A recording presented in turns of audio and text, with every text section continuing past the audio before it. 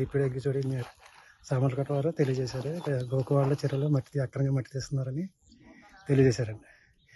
ఆయన ఆదేశాల మేరకు వచ్చి దీని స్థల పరిశీలించగా ఇక్కడ తీసిన వ్యక్తులు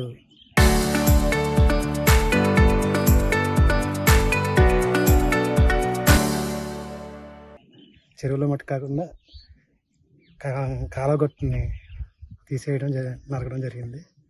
దీని మీద విచారణ రిపోర్ట్ డిప్యూటీ ఎగ్జిక్యూటివ్ ఇంజనీర్ వరకు పంపడం జరుగుతుంది. ఆ సదరు వ్యక్తుల మీద కూడా పేర్లు కూడా సేకరించడం జరుగుతుంది. ఎవరైతే ఆ పని చేశారో ఆ పని పేర్లు కూడా రిపోర్ట్ చేయబడుతుంది. పర్మిషన్ ఏమైనా తీసుకున్నారా? ఇక్కడ మాకు ఎటువంటి పర్మిషన్ ఇవ్వలేదండి, ఎటువంటి లేదండి. ఇది మీ ఎవరి పరిధిలో ఉందండి? ఇరిగేషన్ సెక్షన్ కెర్లంపూడి పరిధిలో ఉంటుంది. గత 3 రోజుల నుంచి తోలుతున్నారండి. ఎన్నాళ్ళ నుంచి తోలుతున్నారు మీరు? ఇప్పుడు నాకు ఈ ఉదయం వచ్చింది సార్ మెసేజ్. కానీ స్థానికంగా చెప్పింది ఏంటంటే 3 రోజుల నుంచి చేస్తున్నారు అని చెప్పారు. పర్మిషన్ ఏమైనా వాళ్ళని అడిగితే ఏమైనా చెప్పారండి? ఎంఆర్ఓ పర్మిషన్ తీసుకున్నామని అని చెప్తున్నారండి. మరి ఎంఆర్ఓ పర్మిషన్ లిఖితపూర్వకంగా వాళ్ళు కూడా చూపించట్లేదు, ఉందని చెప్తున్నారు అంతే.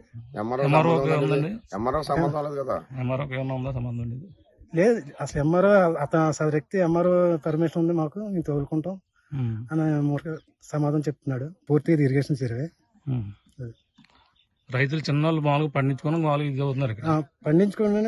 పండించుకోవచ్చండి. కాకపోతే కాలగట్టు రేపు పొద్దున్న నీరు ఎక్కువ ఫ్లడ్ గా వచ్చినప్పుడు ఏమవుతుందంటే ఈ పొలాలు ఎక్కడన్నా బ్రేజ్ పడవచ్చు, మూలిపోవచ్చు పొలాలు. దానివల్ల పంట నష్టం కూడా జరుగుతుంది ఇలా చేయడం వల్ల.